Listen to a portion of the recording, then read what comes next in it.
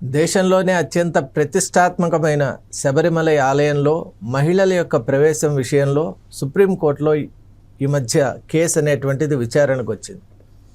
మరి ఆ సందర్భంగా సుప్రీంకోర్టు చేసినటువంటి కొన్ని వ్యాఖ్యలు కావచ్చు, కామెంట్స్ కావచ్చు, ప్రతి ఒక్కరిని కూడా ఆలోచింపజేసే విధానంలో ఉన్నాయి. మరి ఆ కామెంట్స్ ఏంటి, అసలు ఈ కేసు యొక్క పూర్వాపరాలు ఏంటి తెలుసుకునేటువంటి ప్రయత్నం చేద్దాం. అయ్యప్ప స్వామి అంటే తెలియని వారు ఉండరు అని మనం అనుకుంటాం. అది యథార్థం కూడా. ఎందువల్ల అంటే అయ్యప్ప స్వామి ఆలయానికి ఉన్నటువంటి ప్రాముఖ్యత అటువంటిది. అయ్యప్ప దీక్షలు, అలాగే అయ్యప్ప స్వామి యొక్క 18 గురించి తెలియని వారు ఉండరు. ఆ మహాత్మ్యం కూడా అలా ఉంది. మరి ఆలయంలో కొన్ని కట్టుబాట్లు ఉన్నాయి. ఆ ఆలయంలో ప్రవేశం విషయంలో కొన్ని తరతరాలుగా వస్తున్నటువంటి కొన్ని నియమాలు ఉన్నాయి. ఆ నియమావళి ప్రకారం 10 సంవత్సరాల లోపల, అలాగే 50 సంవత్సరాల పైబడిన మహిళలకు మాత్రమే ఆలయంలో ప్రవేశం ఉంది.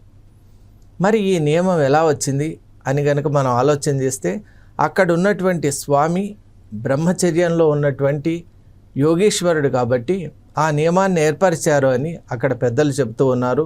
స్థానికంగా ఉన్నటువంటి సంప్రదాయాలు కూడా అవే సూచిస్తూ ఉన్నాయి.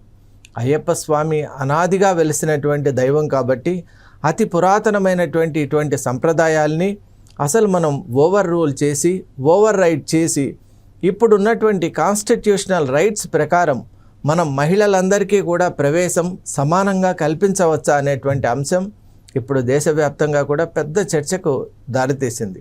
దానికి ముఖ్య కారణం 2018లో ఆనరబుల్ సుప్రీంకోర్టు ఒక డైరెక్టివ్ ఇచ్చింది. జస్టిస్ దీపక్ మిశ్రా గారి, చీఫ్ జస్టిస్ ఆఫ్ ఇండియా అప్పట్లో దీపక్ మిశ్రా గారు ఒక 5 మెంబర్ బోర్డుతో ఒక నిర్ణయం తీసుకున్నారు. 4:1 అనే రేషియోలో ఒక డైరెక్టివ్ ఏమిచ్చారంటే, కాన్స్టిట్యూషన్ మనకు కొన్ని ఫండమెంటల్ రైట్స్ ఇచ్చింది. ఆర్టికల్ 14 అనేది చాలా కీలకమైనటువంటిది, రైట్ టు ఈక్వాలిటీ అని మనం అంటాం. అలాగే ఆర్టికల్ 15 కూడా దాని యొక్క సంబంధితమైనటువంటి ఆర్టికలే.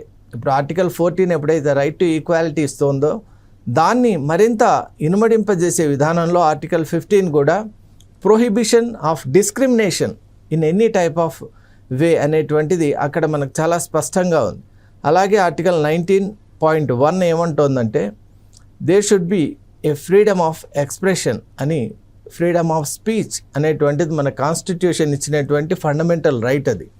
అలాగే ఆర్టికల్ 21 కానివ్వండి, ముఖ్యంగా ఆర్టికల్స్ ఇక్కడ మనం చూసినట్టయితే 25 and 26 are very important for us.